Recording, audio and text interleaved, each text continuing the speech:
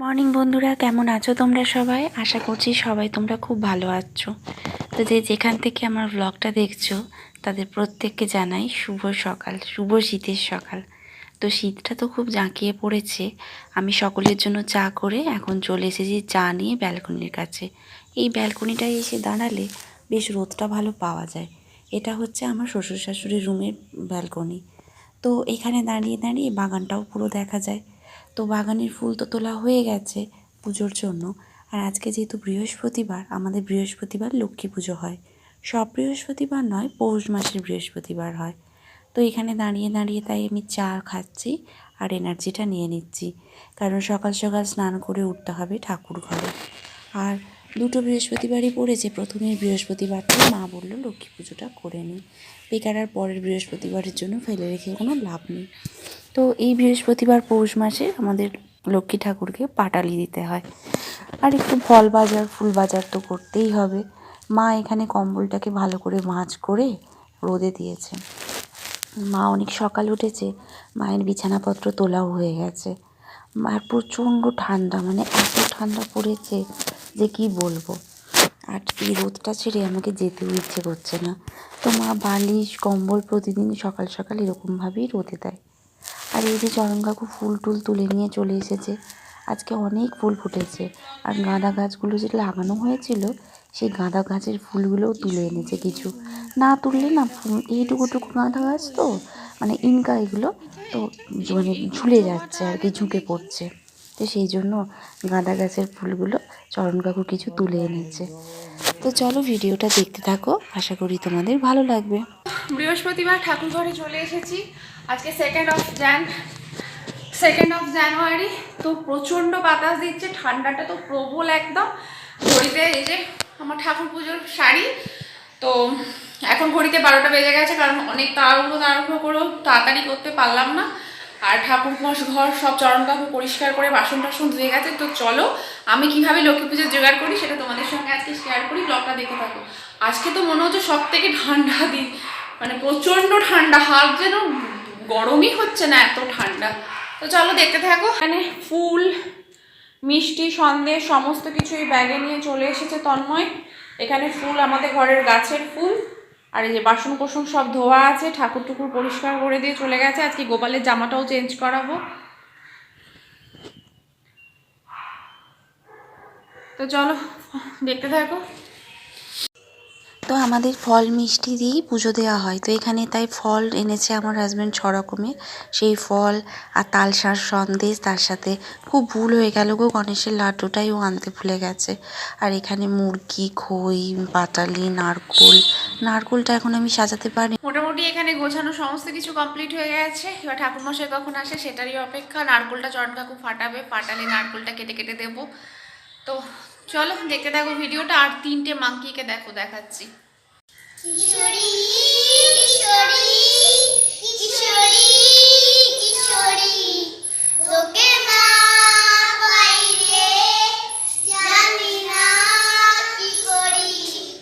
কিশোরী কিশোরী কিশোরী কিশোরী হয়ে যা শুধু আমারই। সুন্দর ভাবছি।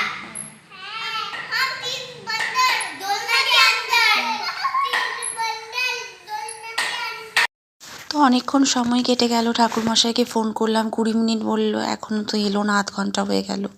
আর এখানে আমি ছাদে দাঁড়িয়ে দাঁড়িয়ে রোদটা গায়ে নিচ্ছি। আমাদের যেহেতু সেট করা আছে পুরো ছাদে, তো রোদটা আসে না, ধারগুলোতে গেলে একটু রোদ পাওয়া যায়। তো রোদে দাঁড়িয়ে দাঁড়িয়ে আমিও কাহিল, আমার মুখ দেখে তোমরা বুঝতে পারছো। আর এখানে বাচ্চারা খেলছে হাইড অ্যান্ড সিক।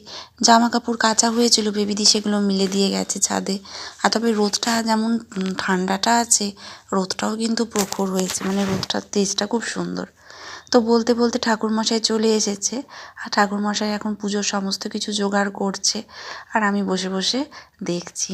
আর তার সঙ্গে সঙ্গে ছোট ছোট ক্লিপ নিচ্ছি। এই যে আমাদের লক্ষ্মীর ঘট, তো এই ঘটই এখন ঠাকুরমশাই লক্ষ্মীর কাছে বসাবে জল পাল্টে। তো তোমরা দেখতেই পাচ্ছ যে পঞ্চপল্লব টল্লব দিয়ে বসাবে। আর ঠাকুরমশাই সাজায় খুব সুন্দর, এত সুন্দর সাজায়। তো তোমরা দেখো, দেখলে বুঝতে পারবে। যারা আমার পুরনো ভিডিও দেখেছো তারা জানো। আর আমাদের প্রত্যেক বৃহস্পতিবারই লক্ষ্মীর ঘটে জল পাল্টানো হয়। কিন্তু কিছু কিছু মাস, যেমন পৌষ মাস, চৈত্র মাস, ভাদ্র মাস, আর তারপরে ওই বলো লক্ষ্মী পুজোর সময়তে, তো এই সময় লক্ষ্মী হচ্ছে যে পুজো হয়, মানে লক্ষ্মীর জন্য সমস্ত কিছু হয়। 3-4বার সম্ভবত হয়।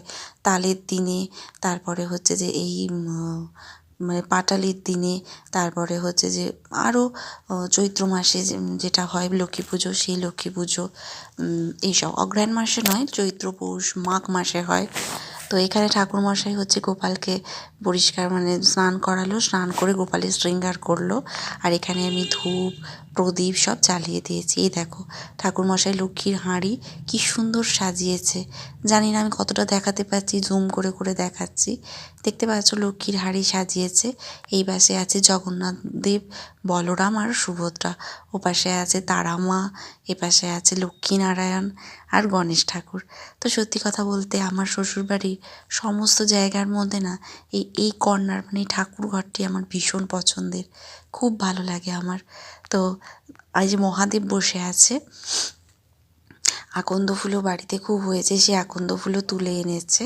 তো এই যে আমি ধুনোটাও জ্বালিয়ে দিয়েছি। ধুনোটা না আমি ঠিক এই টিকাগুলো না ধরাতে পারি না, তো ঠাকুরমশাই ওই কর্পূর দিয়ে সুন্দর করে ধরিয়ে দেয়। তাই আমি অপেক্ষা করে থাকি ঠাকুরমশাই কখন আসবে। তো যাই হোক, সমস্ত কিছুই মোটামুটি হয়ে গেছে। এখন ঠাকুরমশাই সংকল্প করে নিয়েছে, আমার অঞ্জলি দেওয়াও হয়ে গেছে, বই পড়া হয়ে গেছে। এখন ঠাকুরমশাই আরতি করবে। তো আমি ছোট ছোট যেটুকু সম্ভব তোমাদের সঙ্গে ভিডিও শেয়ার করছি। আর নিচে মা আছে, মা উপরে আসতে পারলো না, তার কারণে আজকে নিচে রান্নাই হবে খিচুড়ি, ফুলকপি আলুর তরকারি, আলু পোস্ত ভাটি, এই সমস্ত এগুলো মা দেখছে। আমি আজকে খাবো না, আমি আজকে লুচি খাবো। তো সেই লুচিই হচ্ছে। আমি গেলে ওরা লুচি ভেজে দেবে। তো সত্যি কথা বলতে দুদিক সামলানো সম্ভব নয়, তাই মা নিচটা দেখছে আর আমি ওপরটা দেখছি। এই সমস্ত দেখে ঠাকুরঘর পরিষ্কার করে গুছিয়ে নিচে নামা, ফল প্রসাদ সকলকে দেওয়া, ফল প্রসাদ খাওয়ার পর তবেই তো আমরা খেতে পারবো। আর চলো দেখতে থাকো। সত্যি কথা বলতে ঠাকুরমশাই এত সুন্দর করে পুজো করে যে মনটা আমার ভরে যায়। আমি তোমাদেরকে থাম্বনেলের ফটো দেখে তোমরা বুঝতেই পারছো যে কত সুন্দর সাজিয়েছে। সত্যিই কথা বলতে যে আগে না দেখনধারী পুজোটা তো অবশ্যই, কিন্তু অনেকেই আছে ভালো পুজো করে কিন্তু সাজাতে ঠিকঠাক পারে না। এখন মোটামুটি পুজো শেষ হয়ে যাচ্ছে। ঠাকুরঘরে সমস্ত কিছু আমি আর ঠাকুরমশাই দুজনে মিলে নামিয়ে নিয়ে সকলকে ফল প্রসাদ ভাগ করে দিয়েছি। ঠাকুরমশাইকে তো ওপরেই দিয়ে দিয়েছি। আর এখন চলছে এখানে লুচি ভাজা। বাচ্চাদের খাওয়া হয়ে গেছে আর আমরাও ফল প্রসাদ খেয়ে নিয়েছি। তো এখন লুচি ভাজা হচ্ছে, এখন খাবো লুচি। তো এখন লুচি টুচি খেয়ে নিই, দেখা হচ্ছে তোমাদের সঙ্গে সন্ধেবেলায়।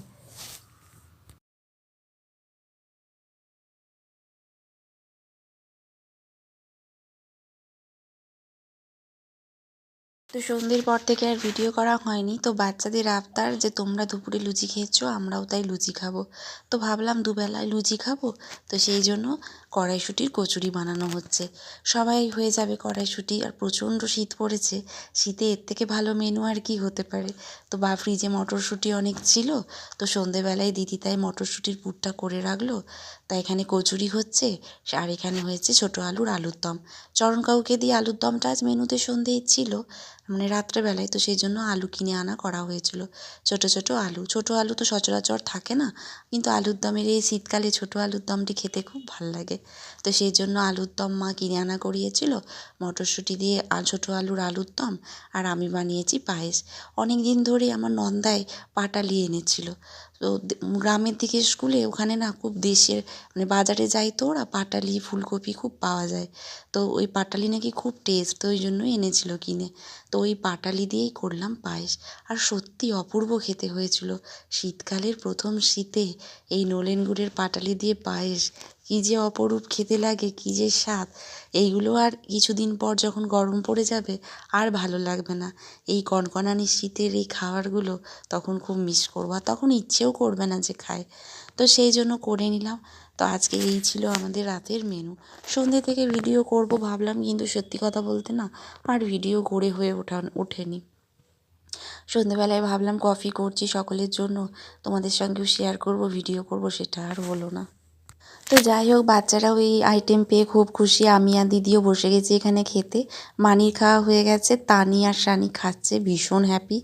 আর আজকের ব্লগটা আমি এইখানেই এন্ড করলাম। Bye bye.